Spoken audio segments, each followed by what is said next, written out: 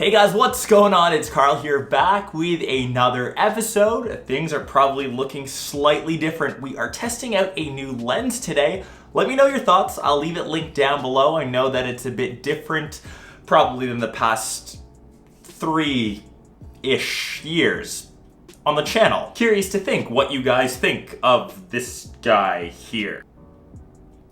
So most of you know that I am all about setups. I love setting up here in the studio. I love setting up new things over in my living room for my TV. I just reviewed one of the latest setups that I was rocking in my living room. We'll leave that linked up here. And I actually had the really cool opportunity to check out something special from LG. They invited me to check out the Karl Conrad version, or the Karl Conrad setup of their brand new flagship, the W7 quote unquote wallpaper thin TV. This thing is a beauty. Obviously had to say yes, and here are my thoughts, I guess.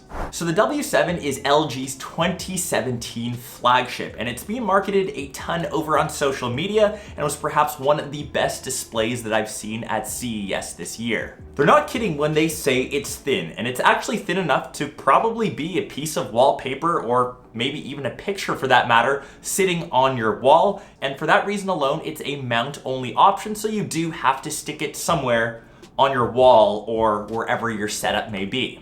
And it's actually held in place by a set of magnetic mounting brackets, and it's really a beautiful sight to behold, almost stunning. Probably the best TV in terms of looks that I've seen this year. It's really, really impressive, and at CES it won almost every single award. Its claim to fame wallpaper moniker, as it's just 2.57 millimeters thin, but as with most things thin and sexy, it doesn't come cheap. The 65-inch model will set you back $8,000, whereas the 77-inch model is going to run you a mind-boggling $20,000, or the price of a car. TV, car.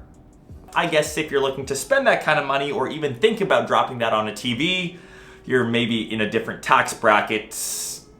Good for you. Let me know if you're hiring, because you can pay me some extra dough. A couple things to consider though when you're buying this TV, as I'm assuming it's going to be the main centerpiece part of your setup. The thin strip that connects to the TV to the associated soundbar is mandatory, and you need it. And if it's a wall mounted option only, you will see that strip running from the TV to the soundbar, unless you magically have it go behind the wall and back into the soundbar. So maybe custom walls, or if you're building a new place, just have that option in mind. And as that Dolby Atmos soundbar is included, more on that in a bit, it does require you to sit it somewhere on a TV stand, so you're not really moving away from the entire option of being TV standless. You still need something to house the soundbar, as it would just look weird if it was on the floor and you had your TV up there somewhere. Maybe just a tad bit more architectural planning is required if you do grab the W7.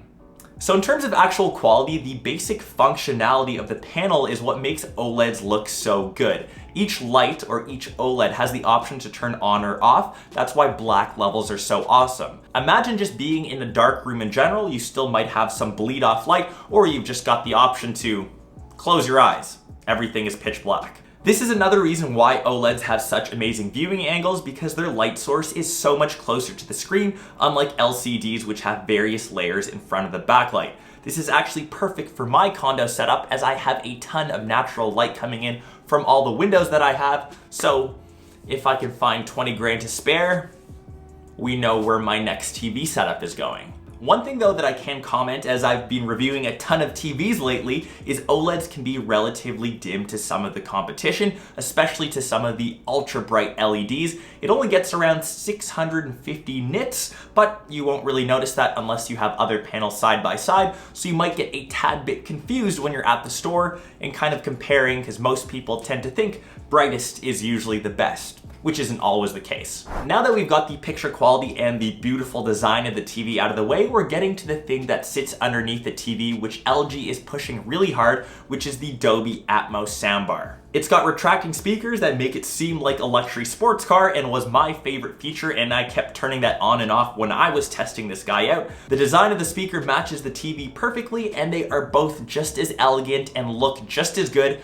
Eyes will be drawn to either the soundbar just because of that little raising function, or the TV because it's so darn thin. And although it does sound good, I won't go as far as saying it sounds amazing and mind-blowing. It does create virtual Atmos sound rather than delivering discrete Atmos through its upfiring speakers. Obviously, this does sound way better than a standard TV without a soundbar, but you kind of expect that for $8,000.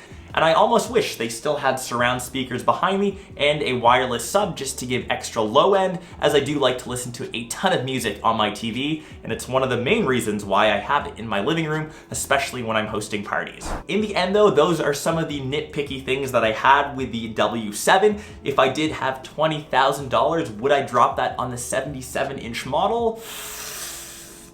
Probably not.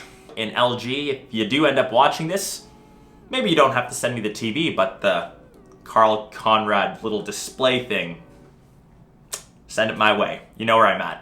Anyways, guys, I hope you enjoyed another TV setup. I really love doing them as I do spend more and more time in the living room. Let me know your thoughts down below if you could afford to grab one.